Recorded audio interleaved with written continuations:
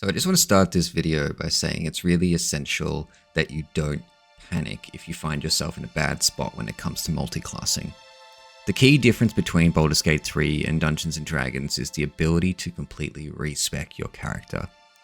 It's a great quality of life feature that Larian has added in, and it will help you alleviate any growing pains when it comes to multiclassing. So if you want to try out something that sounds awesome to you, do it. Experiment with different ideas.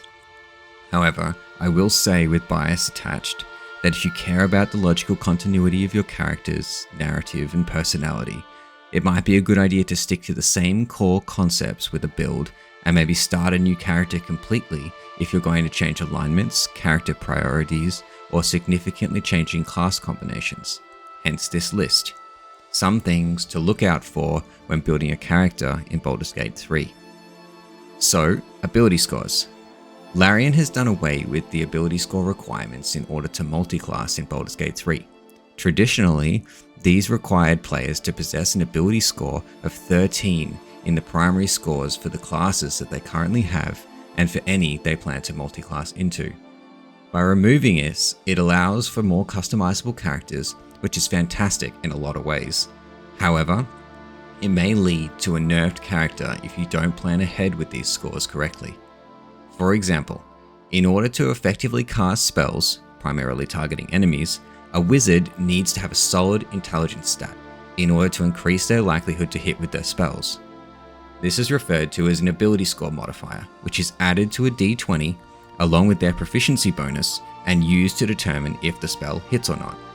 This is important to consider when multiclassing, as if you were to take a level in wizard as, say, a fighter with 9 intelligence because you dumped the int stat, you will find yourself really struggling to hit with your spells, as you'll have a -1 ability score modifier for your attack rolls. So it's important to consider this when building a character. However, there are exceptions to this.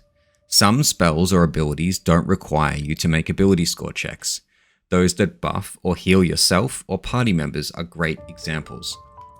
So if I was to play, say, a sorcerer who loves the charisma stat, and I wanted it to be my primary damaging class, I could choose to take a level or 2 in cleric and dump wisdom, the cleric's primary stat, as I'm only planning to use spells that buff or heal the party from the cleric class.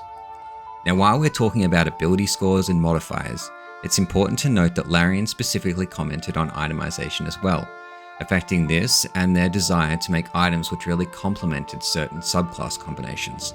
And a great example is the headband quite early on in Act 1.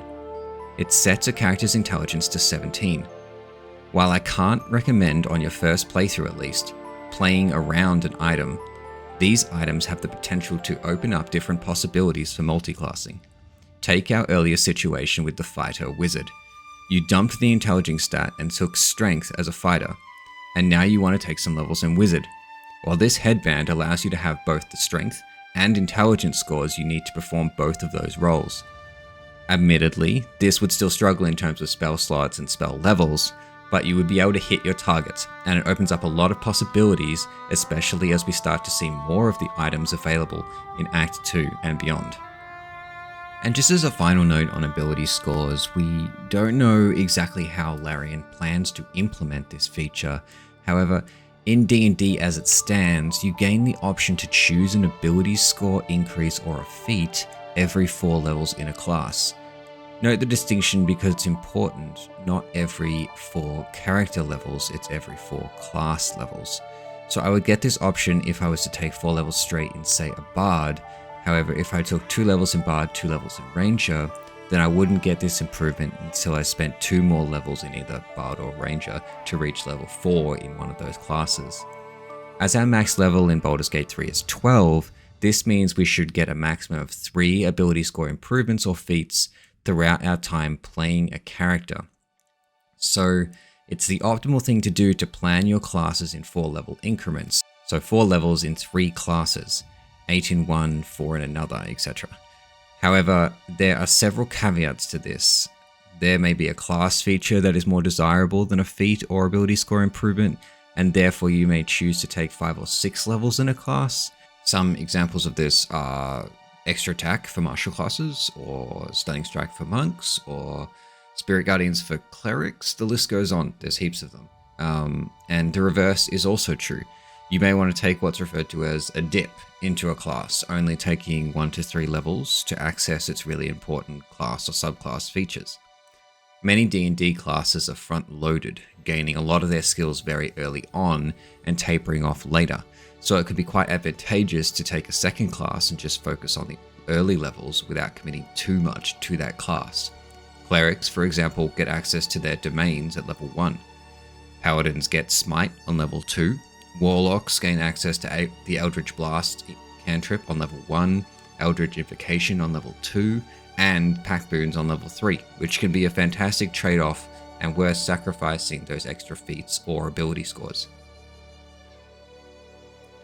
So, spell slots and spell progression is something that's pretty important, but I'm fairly reluctant to cover it as it's something that we're not exactly sure how it's going to work in Baldur's Gate 3.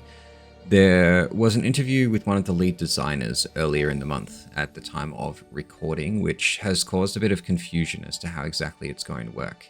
So that's on the screen now, the specific comment relating to casting and spells. And in D&D, you gain spell slots and your spells are progressed based on whether your class is a full caster or if they're a half caster, among a few other things. And I'm not sure if that's going to be exactly the same in Baldur's Gate 3, so in the interest of not spreading any misinformation, I'll just say that you should probably keep an eye on how your spells are progressing, spell slots and spell levels, specifically when you're multi-class casting between a martial and a spell casting class. It may end up that you are sacrificing your spell slots and spell progression in order to take those martial levels, which may not be make or break, but it's something that should be considered. So I might do a video on this once we have a bit more information on how the system works, but for the time being, just keep an eye on it and see how we go. So another thing to consider is your class proficiencies when you multi-class. You don't gain access to everything that you normally would from a class if you were starting as a first level character in that class. So instead you gain access to everything listed in the class features table for that class, which is usually like a reduced set of the class's initial proficiencies. This can be things like armor, skills, tools, weapons, that sort of thing. As you can see from this table, you don't gain access to the main big ones, which is the ability score saving throw proficiencies. Things like constitution, dexterity, charisma, those sorts of saving throws. So they're specific to the class that you choose on level 1. Another thing to keep in mind is, especially if you're new to D&D, is that duplicate proficiencies do not replace or upgrade your skills or anything like that. If you get a proficiency twice, you're still just considered to be proficient in that skill. Finally, I think it's important to keep in mind when you're building a character, either on paper or in a build planner or however you choose to do so, it's not to build a character that's really fantastic at level 12, but struggles to get there. Many builds look fantastic once all these various abilities are interacting and going off all at the same time, but you'll probably play the least amount of the game at level 12. You want a build to be fun to play all the way through, and maybe a level or two aren't going to be great, and that's the nature of multiclassing, but try to keep that to a minimum or you're going to have a really hard time getting through the content, and you'll probably get really bored or frustrated. Maybe consider if you need to multiclass. All the single classes in the game are going to be fantastic fun, and they won't be underpowered or struggle to get you through any of the content. I'm sure Larian has done a fantastic job when it comes to balancing, and it's really down to, is what you're building better than a single class that you started as? Either mechanically, if that's your jam, or thematically, which is what I enjoy. What's your reason for being interested in multiclassing in BG3? I think that would be a really awesome discussion. Leave your ideas in the comments down below. Thanks so much if you got this far in the video. I think I've got a few more shorts in me before the game goes live. If you are still hunting for a build idea to play on day one. But yeah, you guys keep dreaming up your own build ideas, and if you like what I'm doing here, like and subscribe would go a long way. But yeah, thanks so much everyone, and I'll see you in the next one.